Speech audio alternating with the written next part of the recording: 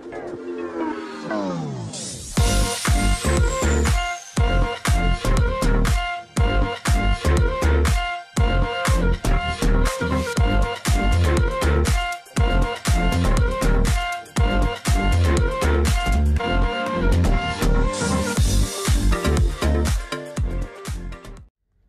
semua, salam sejahtera Malaysia. Selamat petang tuan-tuan dan puan-puan semua. Saudara-saudara, kita digemparkan dengan isu panas, dengan berita panas, berita luar biasa. Kononnya ada plot dan juga gerakan untuk menumbangkan, untuk menjatuhkan, menggulingkan Perdana Menteri Datuk Seri Anwar Ibrahim untuk menjatuhkan kerajaan. Pada akhirnya, saudara-saudara, secara pribadi, pendapat saya secara pribadi, dalam gerakan itu mengatakan 10 ahli parlimen Barisan Nasional akan meletakkan jawatan bagi memberi laluan kepada PRK, supaya ada PRK, dan sekiranya mereka menang, ada lagi ahli parlimen BN dari Sabah dan Sarawak akan membantu mereka dan membantu Muhyiddin Yassin membentuk sebuah kerajaan baru menggantikan Datuk Seri Anwar Ibrahim, dan sekali lagi Muhyiddin Yassin akan menjadi Perdana Menteri. Saudara-saudara, tuan-tuan dan puan-puan semua, bagi saya ini satu perkara yang amat tidak relevan. Satu perkara yang saya tidak setuju. Takkanlah tiba-tiba nak tukar kerajaan lagi kan. Jadi saudara-saudara, akhirnya kita menantikan respon-respon daripada pemimpin-pemimpin yang terlibat di dalam kerajaan. Sudah pasti rakyat Malaysia menantikan satu respon yang dinantikan, bahwa perkara ini sah atau tidak, walaupun kita tahu ini adalah benda yang tidak berasas. Sedangkan Faisal Azmu sendiri menyatakan plot ini adalah tidak berasas. Jadi saudara-saudara, Wika Siong juga membuat kenyataan bahwa benda ini mengarut. Beliau kata mengarut, tidak berasas. MCA tak terbabit komplot guling kerajaan Anwar. Nah, ada satu respon yang kita nantikan, di mana dalam kenyataan terkini Timbalan Perdana Menteri II, Datuk Seri Fadilah Yusof, mewakili GPS. Beliau membuat satu kenyataan, satu respon yang bagi saya ini pasti menutup mulut bagi pemimpin-pemimpin ataupun siapa sajalah pihak yang mengiyakan gerakan ataupun plot untuk tumbangkan, untuk gulingkan Datuk Seri Anwar Ibrahim. Dalam kenyataan Timbalan Perdana Menteri Datuk Seri Fadilah Yusof, dalam sebuah kenyataan, beliau mengulangi pendirian Gabungan Parti Sarawak ataupun GPS untuk memastikan Kerajaan Persekutuan sekarang kekal stabil dan kukuh untuk meletakkan Malaysia di landasan tepat bagi memulihkan ekonomi dan memastikan kesejahteraan rakyat. Nah, saudara-saudara, tuan-tuan dan puan-puan, Timbalan Perdana Menteri Datuk Seri Fadilah Yusof sendiri telah mengumumkan perkara ini. Takkanlah tiba-tiba pula ada lagi pihak nak gulingkan kerajaan Anwar. Bagi saya, secara pribadi, mengikut penelitian saya, sudah pasti kalau ada plot ini, sudah pasti Timbalan Perdana Menteri II, Datuk Seri Fadilah Yusof sendiri tidak akan bersetuju dengan perkara ini.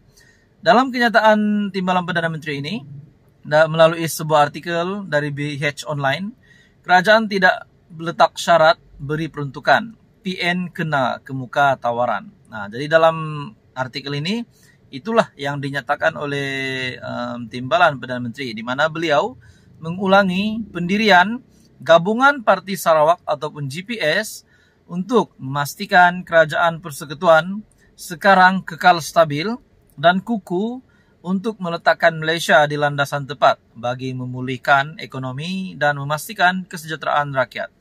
Baru-baru ini juga di dalam artikel Syahbudin.com melalui sebuah kajian Ipsos, kalau saya tak silap, 2/3 setuju Perdana Menteri Datuk Seri Anwar Ibrahim berada di landasan yang tepat untuk memimpin negara pada hari ini. Jadi saudara-saudara, apa komen Anda? Ini satu kenyataan yang amat mengejutkan. Teruskan bersama di dalam channel ini, info padu, info hangat disediakan di dalam channel ini. Jangan lupa tekan butang like, share, dan subscribe.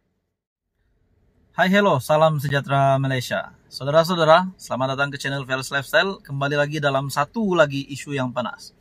Kita digemparkan sejak beberapa hari ini, terutamanya di musim perayaan ini.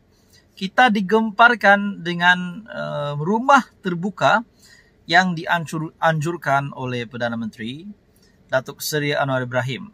Dan pada masa yang sama, tidak tahu kebetulan atau tidak, semua rumah terbuka ini terlibat, di mana semua tuan rumah kepada rumah terbuka ini adalah negeri yang akan menghadapi pilihan raya negeri pada tahun ini yang dijangkakan pada bulan Jun ataupun pada bulan Julai. Jadi sudah pasti ada pemimpin pihak yang menyerang Datuk Seri Anwar Ibrahim yang mengatakan bahwa rumah terbuka tersebut adalah bertujuan politik disebabkan tempat ataupun negeri tersebut adalah negeri yang akan menghadapi PRN. Akhirnya sebuah artikel dari Syahbudin.com yang bagi saya ini pasti saya boleh andaikan ini adalah nasihat untuk kerajaan untuk Datuk Seri Anwar Ibrahim. Saya boleh andaikan begitu saja. Ini adalah sebuah surat yang amat penting untuk Datuk Seri Anwar Ibrahim. Di dalam artikel Syahbudin.com, rumah terbuka PM tidak akan jadi pertikaian jika diadakan di semua negeri. Sehari dua ini nampaknya semakin banyak berlaku tindakan berbalas hujah antara PN di satu pihak dengan PH dan BN di satu pihak lagi berkenaan penganjuran rumah terbuka hari raya oleh Perdana Menteri di 6 negeri sebagaimana tarik-tariknya telah diumumkan. Sementara Perikatan Nasional mengatakan rumah terbuka itu lebih bersifat politik dan merupakan acara kempen menjelang pilihan raya negeri. PH dan BN sebaliknya sibuk mewajarkan bukan itu tujuannya. Ada yang mengatakan ia adalah usaha untuk Anwar Ibrahim bertemu rakyat. Dikatakan Kedah juga merupakan negeri di dalam Malaysia dan di mana saja Perdana Menteri mahu mengadakan program, ia tidak seharusnya dipertikaikan. Malah Dr. Puat Zarkashi menyatakan pemimpin pembangkang boleh turut sama hadir di semua program tersebut. Jadi saudara-saudara, kalau ini adalah berkaitan dengan politik, berkaitan dengan persediaan kerajaan menghadapi pilihan raya negeri, di mana negeri yang diadakan rumah terbuka itu adalah negeri yang akan menghadapi PRN. Kalau benar, bahkan Dr. Puat Zarkashi menyatakan pemimpin pembangkang boleh turut hadir di semua program tersebut. Jadi dalam artikel ini, saya seawal 20 April lagi telah menulis artikel berkenaan penganjuran rumah terbuka itu dengan tidak terkecuali mengaitkannya dengan unsur politik dengan tajuk rumah terbuka hari raya atau rumah terbuka pilihan raya yang boleh dibaca. Hakikatnya, siapapun yang waras, matang dan agak terbuka fikiran pasti tidak dapat mengelak daripada mengaitkan program rumah terbuka itu dengan matlamat sambil menyelam sambil minum air. Ini berikutan PRN akan diadakan di 6 negeri terbabit pada Julai akan datang.